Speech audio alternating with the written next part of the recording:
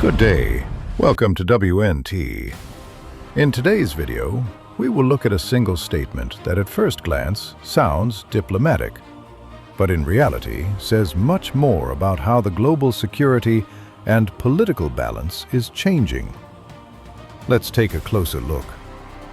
When Ursula von der Leyen speaks of the world's two largest democracies and of a new security and defense partnership, this is not primarily about defense. It is a political signal, and that signal has specific addressees. Why is this happening now? Because the international environment is changing rapidly, and Europe is beginning to realize three things. First, the American security guarantee is no longer automatic.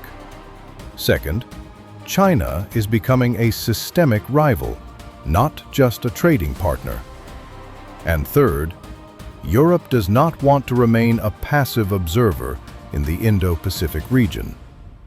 This partnership is therefore less about today and much more about preparing for the world of tomorrow. Let us be precise. This is not a military alliance. It is not NATO 2.0. Nor is it a commitment to mutual defense. It is a framework, a political instrument that allows for aligning defense industries, sharing technologies, coordinating maritime presence. In other words, Europe is opening the door, but has not yet walked through it. This message is not intended only for partners. It is also directed at third parties. Reading between the lines, Europe is saying that security is no longer merely a regional issue, that it is ready to enter a broader geopolitical game, and that it does not want others alone to write the rules. This is a policy of positioning, not immediate action. The impact can be read on three levels. Europe is saying, our security does not end at the Baltic Sea. India gains European political support for stability in the Indian Ocean through information sharing, coordination, and cooperation against hybrid threats. Second, defense industry. A hard European interest. Joint development, interoperability, technology. Not a romantic appeal to values, but industrial policy in a helmet. Third, a geopolitical message. To China, the United States, and Russia, while increasing India's bargaining power vis-à-vis all of them. This is a framework, not an alliance. Success will not be measured by declarations, but by concrete projects, funding, and a willingness to share risks. Partnership is a nice word, but in geopolitics, actions still speak the loudest. That concludes the first topic. We continue.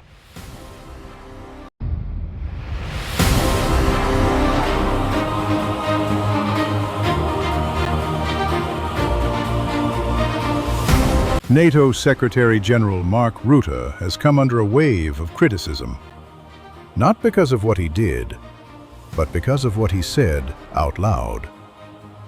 When he remarked that Europe cannot yet ensure its security without the United States, he was summarizing reality. He just didn't wrap it in diplomatic paper. At first hearing, it sounds almost banal. Europe today truly is not capable of guaranteeing its security without the US. That is not an opinion. It is the sum of budgets, capabilities, and logistics. But politics is not accounting. And this is where we touch a sensitive nerve. Europe likes to talk about strategic autonomy, but does not like to hear that it is not there yet. Rutte did not say anything offensive. He merely reminded us where we actually stand today. It sounds quite simple. First, Europe has ambitions, but not always the tools. Second, Europe's security remains a collective project, not a solo effort. Third, The United States are not an add-on. They are a load-bearing pillar. This is not mockery. It is a reminder of reality, one that does not always fit neatly into political declarations. It is worth noting who is saying these words. Mark Rutte is not speaking as an academic or a commentator. He speaks as someone whose job is to hold NATO together.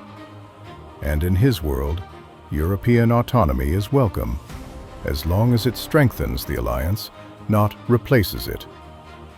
One could say that Rutte is not suffocating European dreams. He is merely reminding us that dreams sometimes need a budget and a plan. The real tension does not arise between Rutte and Europe. It arises within Europe itself. Europe wants to be an adult in matters of security. But adulthood in politics also means higher spending, tougher decisions, and sometimes unpopular steps. Strategic autonomy sounds appealing, but for now, it behaves more like a work in progress than a finished solution. Rutte merely pointed this out without unnecessary dramatization. This debate is not ending. On the contrary, it is only beginning. Not because Europe wants to leave NATO, but because it is learning to ask the right questions. What can we do on our own? And where do we still need support? That is, in fact, a healthy process, even if it is sometimes uncomfortable. Mark Rutte did not insult Europe. He simply reminded it where it stands today. And sometimes, that is precisely the most valuable contribution to a debate. That's all on this topic. We move on.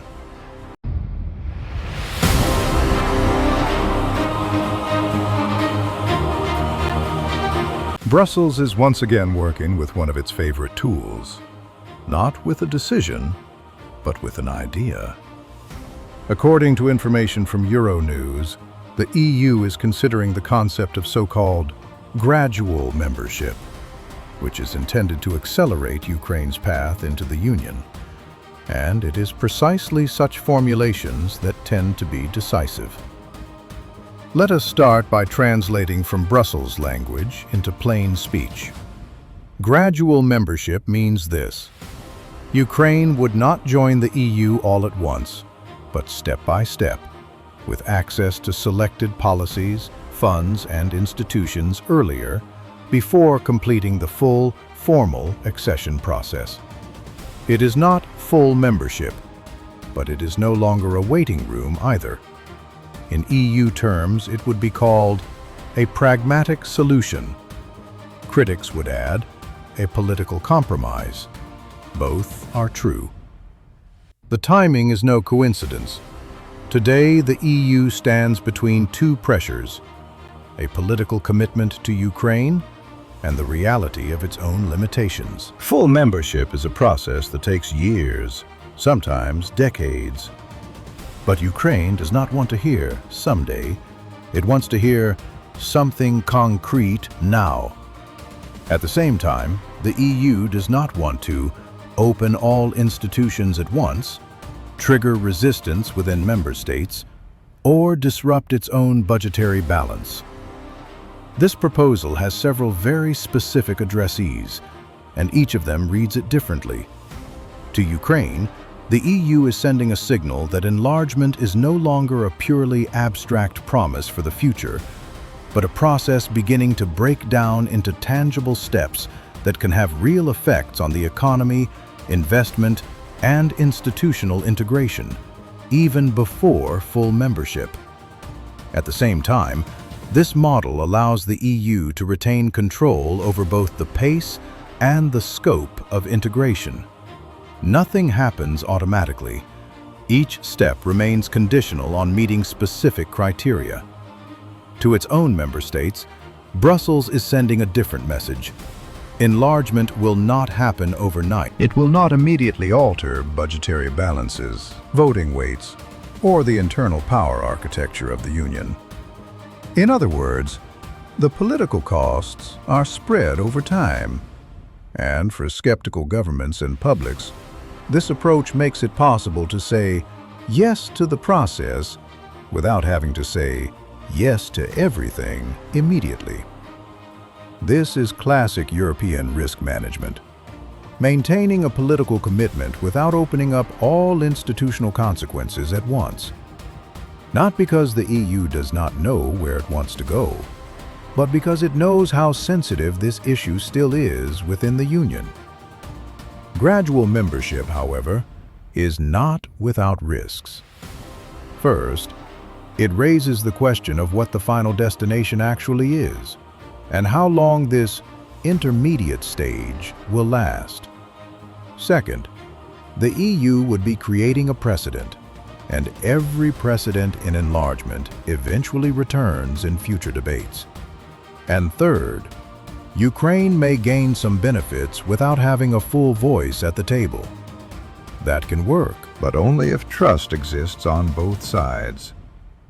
President Volodymyr Zelensky speaks of 2027 as a target. The EU today is not promising miracles. It is promising a process. Gradual membership is exactly the kind of solution that does not arise from enthusiasm, but from political arithmetic. And in Brussels, that usually means one thing: a search for a path that is possible, not perfect. That's all for today. Thank you for staying with us until the end. Let us know in the comments how you felt about today's analysis, or what we could do better next time. And if you want to be with us again for future topics, a like and a subscription will take care of that.